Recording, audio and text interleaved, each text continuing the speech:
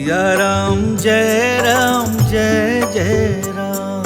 सिया राम जय जय राम। सिया राम जय जय राम। सिया राम जय राम। रघुनंदन जय जय सिया राम। रघुनंदन जय जय सिया राम। जय जय सिया राम। प्रिय भक्तजनों, सुनो श्री राम कहानी के पिछले एपिसोड में आपने सुना कि कैसे सीता जी और लक्ष्मण जी मर्यादा का पालन करते हुए वन के पथ पर आगे बढ़ते हैं। कैसे भगवान श्री राम, सीता जी और लक्ष्मण जी सहित महामुनि वाल्मीकि जी के निर्देशन पर चित्रकूट पहुंचते हैं और वहां पर्णकुटी बनाकर रहने लगते हैं। अब आज के एपिसोड में सुनिए चित्रकूट के निवासियों, ऋषि मुनियों, तपस्वियों, देवताओं और वनवासियों द्वारा राम जी का अभिनंदन और उनके प्रति राम जी का मधुर व्यवहार। चित्रकूट रघुनंदन छाए, समाचार सुनी सुनी मुनि आए। सिय सौमित्री राम छवि देखहि, साधन सकल सफल करि लेखहि। श्री रघुनाथ जी चित्रकूट में आकर बसे हुए हैं। यह समाचार सुनकर बहुत सारे ऋषि मुनि वहां आए। वे सीता जी, लक्ष्मण जी और श्री रामचंद्र जी की छवि देखते हैं और अपनी सारी साधना को सफल हुआ समझते हैं, अपना जीवन धन्य मानते हैं। राम जी ने सभी ऋषियों, मुनियों, तपस्वियों का यथा योग स्वागत सत्कार किया और अपने विनम्र व्यवहार और मधुर वाणी से सबको संतुष्ट करके विदा किया। वन में रहने वाले आदिवासियों, वनवासियों, भील, किरात आदि ने जब राम जी के आने का समाचार सुना तो वे भी भांति भांति के फल, कंद मूल और उपहार लेकर राम जी के पास प्रणाम करने पहुंच गए। सबने अपनी अपनी सामर्थ्य के अनुसार भगवान श्री राम के सामने कुछ न कुछ भेंट प्रस्तुत की और प्रणाम करके सबने यही कहा कि भगवान, ये वन प्रांत पग पग पर हम सबका देखा हुआ है। हम हर समय आपकी सेवा में रहेंगे। किसी भी प्रकार की आज्ञा देते हुए संकोच मत करिएगा। चित्रकूट का ये सारा आदिवासी समाज सदैव आपकी सेवा में तत्पर रहेगा। हम आपके दर्शन करके धन्य हो गए और आपके आने से ये वन प्रांत, ये चित्रकूट और यहाँ का कण कण धन्य हो गया है। भक्तजनों, जिन भगवान श्री राम की महिमा वेद भी नहीं जानते और जो तपस्वियों, ऋषि मुनियों के मन को भी अगम है, वे श्री राम वनवासी भीलों, किरातों की बातों को इस तरह सुन रहे हैं जैसे एक पिता अपने बालकों की बातें सुनता है। गोस्वामी तुलसीदास जी ने रामचरितमानस में सत्य ही कहा है। राम ही केवल प्रेम पियारा, जान लेहु जो जान निहारा। जब ते आई रहे रघुनायक, तब ते भयउ बन मंगलदायक। श्री रामचंद्र जी को केवल प्रेम ही प्यारा है।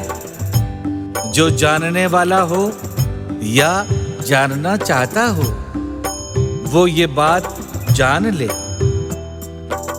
जब से श्री रघुनाथ जी चित्रकूट के वन में आकर रहने लगे, तब से सारा वन मंगलदायक हो गया है। फलों और फूलों के पेड़ों में 12 महीने फल फूल आने लगे। सिंह, हाथी, बंदर, हिरण, ये सब अपना स्वाभाविक वैर भाव छोड़कर एक साथ घूमने, विचरने और रहने लगे। चित्रकूट का वे वन प्रांत देवताओं के नंदन वन से भी अधिक सुंदर लगने लगा। मंदाकिनी नदी की प्रशंसा संसार की सारी नदियां और सारे तीर्थ करने लगे। चित्रकूट पर्वत की सराहना सारे पर्वत करने लगे। हिमाचल, विंध्याचल, कैलाश पर्वत, सुमेरु पर्वत आदि चित्रकूट की प्रशंसा करते नहीं थकते थे। महिमा कहिए कवन विधितासु, सुख सागर जह कीन्ह निवासु। पाए पायोधि तज अवध बिहाई, जहाँ सिय लखन राम रहे आई। उस स्थान की महिमा कैसे कही जा सकती है, जहां सुख के समुद्र भगवान श्री राम जी स्वयं निवास कर रहे हों। क्षीर सागर और अयोध्या को छोड़कर जहां सीता जी, लक्ष्मण जी और श्री रामचंद्र जी आकर रह रहे हों। उस वन की शोभा को 1000 मुख वाले शेषनाग जी भी नहीं कह सकते। राज परिवार और अयोध्या की स्मृतियों को भूलकर प्रभु श्री राम, सीता जी और लक्ष्मण जी एक दूसरे में मगन होकर वनवास की अवधि बिता रहे हैं। सीता जी तन, मन, वचन और कर्म से अपने पति श्री राम जी की सेवा में निरंतर लगी रहती हैं। लक्ष्मण जी भी अपने तन मन की सुध बुध भूलकर हर प्रकार से हर समय श्री सीता राम जी की सेवा में लगे रहते हैं। वे सीता जी जिनके चिंतन मात्र से समस्त वैभवशाली संसार का निर्माण हो जाता है, जिनके कृपा पूर्वक देख लेने मात्र से छोटे से छोटा जीव भी कुबेर के समान संपन्न, यश, वैभवशाली हो जाता है। वही सीता जी पर्णकुटी में घास फूस और पत्तों से बनी शैया पर भगवान श्री राम के साथ रहकर स्वयं को परम सुखी और धन्य मानती है। जिन बातों और व्यवहार से सीता जी और लक्ष्मण जी सुखी रहें, राम जी वही बात और वही व्यवहार करते हैं। जिन बातों से राम जी प्रसन्न रहें और लक्ष्मण भैया भी सुखी रहें, सीता जी वही बात और वही व्यवहार करती हैं। और लक्ष्मण जी अपनी हर बात, हर व्यवहार से सदैव सीता जी और राम जी को प्रसन्न रखने का प्रयास करते हैं।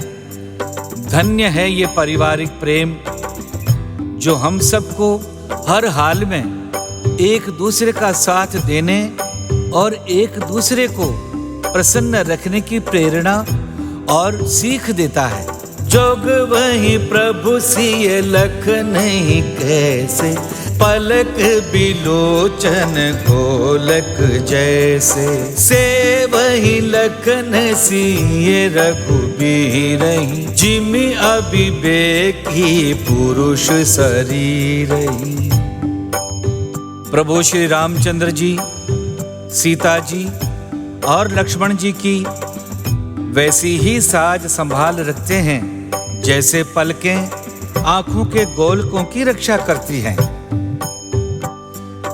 इधर लक्ष्मण जी श्री सीता जी और श्री रामचंद्र जी की ऐसी सेवा करते हैं जैसे अज्ञानी पुरुष शरीर की सेवा करते हैं, अर्थात जैसे मूर्ख व्यक्ति को अपने शरीर के अलावा और किसी चीज का ध्यान नहीं रहता, वो उसकी सेवा में लगा रहता है। उसी प्रकार लक्ष्मण जी, सीता जी और भगवान श्री राम की सेवा में लगे रहते हैं। उन्हें अपना कोई ध्यान नहीं रहता। राम लखन सीता सहित सोहत परन निकेत, जिमि बासव बस अमरपुर, सची जयंत समेत। लक्ष्मण जी और सीता जी सहित श्री रामचंद्र जी चित्रकूट की पर्णकुटी में ऐसे सुशोभित हो रहे हैं जैसे स्वर्ग लोक की राजधानी अमरावती में देवराज इंद्र अपनी पत्नी शची और पुत्र जयंत के साथ रहकर सुशोभित होते हैं।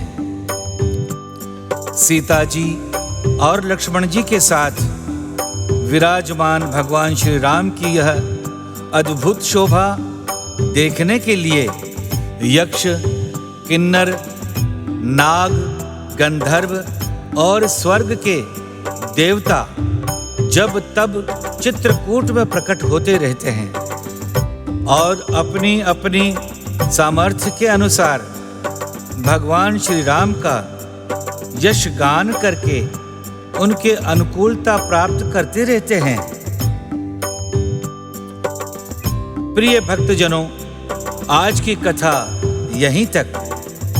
सुनो श्री राम कहानी के अगले एपिसोड में हम आपको सुनाएंगे कि कैसे श्री राम, लक्ष्मण और सीता जी को छोड़कर सुमंत्र जी अयोध्या वापस आए और किस प्रकार सीता, लक्ष्मण सहित राम जी के वन गमन का समाचार सुनकर अयोध्या में करुण रस छा गया। भगवान श्री राम की इन अद्भुत लीलाओं को सुनने के लिए हमारे चैनल को सब्सक्राइब करें और हमसे जुड़े रहें, हमारे साथ रहें। बहुत बहुत धन्यवाद। जय जय सिया राम।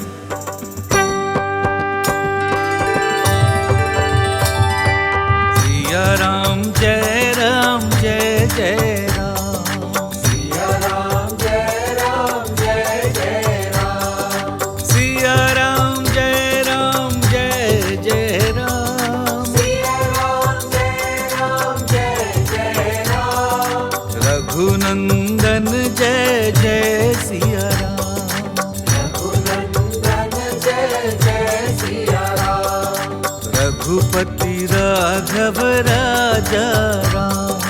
रघुपति राघव राजा राम। पतित पावन सीताराम।